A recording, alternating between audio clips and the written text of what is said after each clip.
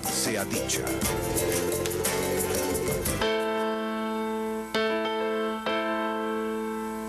Querido lector, sí señor, con este almibarado titular, la gran prensa escrita del país nos hizo llegar a los lectores un mensaje subliminal. De entrada, esto de querido lector es un lugar común utilizado por ciertos escritorzuelos que, no teniendo argumentos de fondo, comienzan por halagar a sus posibles lectores con este insípido adulo. Este título inicial se complementa con frases como «Tienes todo nuestro respeto». Durante cada sábado de los últimos 15 años de su vida, Julio Arias Vizcaíno publicó sus editoriales en Diario La Hora, edición Tungurahua. Nunca tuvo conflicto, hasta que su pensamiento chocó con el de los directivos. Bastó, no fue más.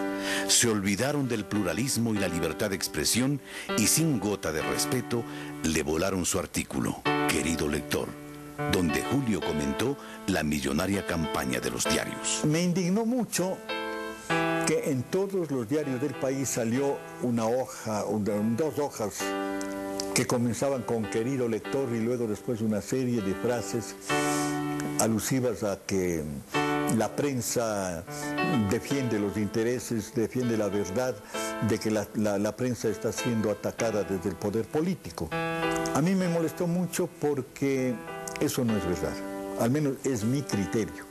En síntesis, es un artículo en donde digo que la prensa nacional sirve a los intereses oligárquicos del país, que ha sido siempre una sirviente de esos intereses, a veces también del poder político, pero siempre y cuando esté enmarcado en los intereses generales de la oligarquía nacional. A los 73 años, estos golpes duelen más. A don Julio, la impresentable decisión le fue notificada con una escueta carta, suscrita por el director del tabloide y donde además le agradecieron sus servicios. Así de simple. ¿Y el respeto al otro? ¿Y la convivencia con quien piensa distinto? Nada. Han decidido ya, me hicieron saber esto ya no en forma escrita, sino verbal, de que yo dejaba de ser editorialista del periódico. Desde luego a mí eso no me duele. Lo que me duele es que un medio de comunicación en el que yo confiaba, que era pluralista, que era respetuoso de las ideas de los demás, no lo haya sido. La historia de la prensa nacional se remonta al emblemático Primicias de la Cultura de Quito, fundado por Eugenio Espejo en 1775. Desde entonces, es notorio el antiguo conflicto entre los gobiernos y los medios de comunicación. Cabe decir que hay prensa independiente en forma relativa. Libre no, porque la libertad de expresión, de prensa, de pensamiento, se conquista con la Revolución Liberal de 1895. Desde entonces podríamos hablar de una prensa que cada vez tiene mejor capacidad de expresión, de libertad y de independencia en cuanto a sus criterios, la forma de presentar sus noticias, etc. Pero viéndolo desde otro ángulo, no es posible que la prensa escrita, ni la radio, ni la televisión escapen a las condiciones sociales. La misma información siempre tiene que ver con el punto de vista, con la orientación, con la cultura, con el ideario, la ideología que el medio de comunicación, sus personeros, sus dueños, tienen con respecto a la sociedad. ¿A qué responde esta campaña?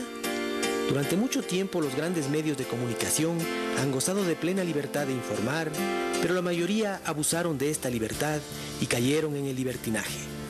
Piden más respeto, pero irrespetan al lector con la más burda desinformación.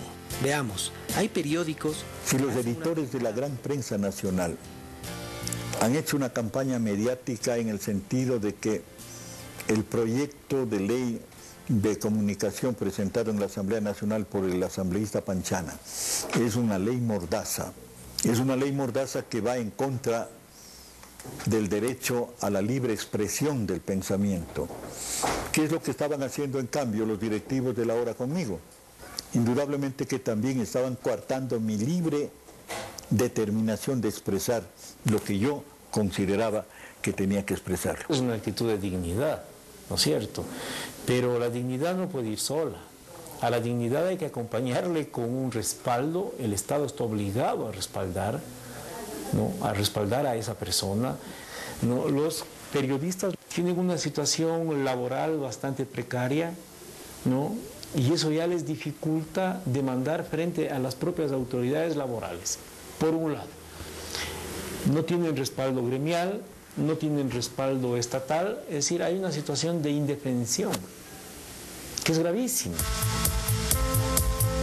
Una difícil situación que suele devenir en formas de censura, aquella que se autoimpone el periodista, las que involucran los intereses o ideología de la empresa, la vinculación de estas con otros grupos de poder o la más descarada, que fue la que le aplicaron a don Julio.